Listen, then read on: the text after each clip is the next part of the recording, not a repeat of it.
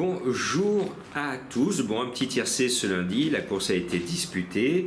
On va ce mardi ouvrir vos cahiers de vacances, et oui on se croit en vacances, on va à Clairefontaine sur la côte normande, plus exactement à Deauville pour jouer au quintet. Et pour moi il y a un cheval d'expérience qui sort du lot parce qu'il a beaucoup plus d'expérience de tous les autres et monsieur le handicapeur lui donne la course, c'est le 11 Ganas, à tel point que Michael Barzalona qui a gagné le quintet de ce lundi va peut-être nous gagner le deuxième quintet de la semaine.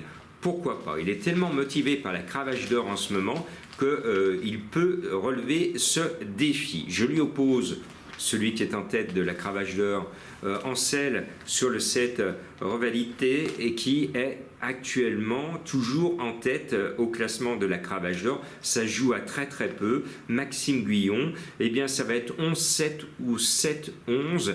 À vous de choisir le bon scénario. Il y a les fans de Barzalona, il y a les fans de Guyon. Moi je dis que Barzalona, qui est très motivé, va l'emporter. Les fans de Guyon disent le contraire, que le meilleur l'emporte à la fin. Et puis après je vous ressortirai à la fin de cette période de la cravache d'or en toc une pétition pour demander dans quelques temps de faire revenir la cravache d'or du 1er janvier au 31 décembre. Tel n'est plus le cas pour les jockeys de plage. Je referme cette parenthèse.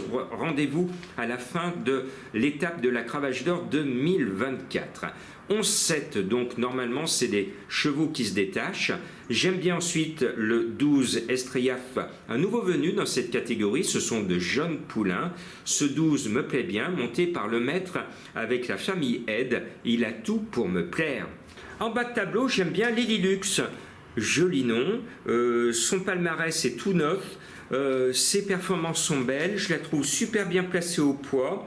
J'aime bien l'entraîneur Bram, et ce 14, je suis obligé de vous la mettre parce que c'est un cheval que j'estime bien.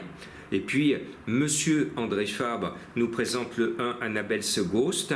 J'espère qu'on ne verra pas le fantôme d'Annabelle et qu'elle sera bien là. C'est son nom en français. Monté par Alexis Pouchin avec le 1 La Corde. C'est un cheval de qualité. Il a la pointure du lot et il peut gagner. Mais moi, je le vois plus avec ses 60,5 kg placé que gagnant. Et puis, il y en a un que j'aime bien pour son nom, Ouro Preto, de l'or noir, si on traduit son nom, le numéro 4, eh bien j'espère qu'il va transformer nos espoirs en or. Ce 4, très bien entraîné et monté par Yoritz Mendizabal. C'est un cheval que je sens bien, il est un peu chargé, c'est pour ça que je le mets un peu bas, mais il devrait se révéler dans la catégorie des quintés. Le 6, Jancy, eh bien, malgré son 13 à l'extérieur, mais on est sur 2400 mètres, cela ne compte plus sur une telle distance, monté par une cavalière qui a une certaine forme de réussite et que j'aime bien. Le cheval m'a plu ces derniers temps, lui aussi tout neuf, eh bien, cette jolie pouliche, ce numéro 6, est capable de se révéler dans les quintés.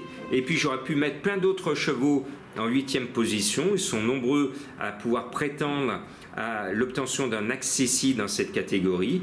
J'ai choisi le Dragon, le numéro 13, entraîné sur le plan local par Yann Barbero qui entraîne à Deauville. Le cheval est un métronome, 4 courses, 4 fois dans les 3 premiers, que demande le peuple. Donc ce 13 manque un peu d'expérience, mais le handicapeur lui laisse toutes ses chances. Voilà, j'aurais pu mettre plein d'autres chevaux parce que ce sont des jeunes poulains et pouliches, ils peuvent progresser nettement d'une course sur l'autre, c'est pour ça qu'on peut avoir tout à l'heure une certaine forme de surprise. Maintenant, pour ceux qui aiment mes énigmes du jour, je vais vous en donner 3. Alors, le premier cheval mystère, il faut le mettre à l'envers. Et si vous le mettez à l'envers et que vous le remettez dans l'ordre, vous allez le trouver. Et puis le deuxième, c'est un film qui m'a marqué avec Mel Gibson qui retrace la vie de William Wallace, pour ceux qui aiment l'histoire de l'Écosse. C'est un cheval qu'on avait beaucoup vu dans les quintets, qui est descendu de catégorie, mais les fans de Mel Gibson vont le trouver et le cheval devrait me donner raison. Et puis je termine par ceux, alors moi j'ai connu ça quand j'étais tout petit, mais j'aimais pas ça, je n'en mangeais pas, ces petites coquilles en couleur, et les gamins ils adorent manger ces trucs là, c'est pas bon pour les dents, c'est ce que disait ma maman, c'est pour ça que j'en mangeais pas. Si vous trouvez cette confiserie, eh bien vous allez découvrir mon cheval mystère, mais attention, celui-là c'est la plus grosse cote des 3 que je viens de vous donner. Je vous le rappelle, mes chevaux mystères ne sont absolument pas des coups sûrs, ce sont des chevaux qui sont assez régulièrement mais tocards dénichés pour les abonnés des pronos du cœur. C'est simplement que je m'amuse à tricoter une énigme autour de leur nom rigolo pour vous inviter à vous dire, parce que beaucoup d'entre vous, vous me dites souvent je perds régulièrement au quintet. Mais moi, à ceux qui me disent je perds régulièrement au quintet, je leur dis mais si vous perdez régulièrement au quintet, c'est que le quintet n'est pas fait pour vous.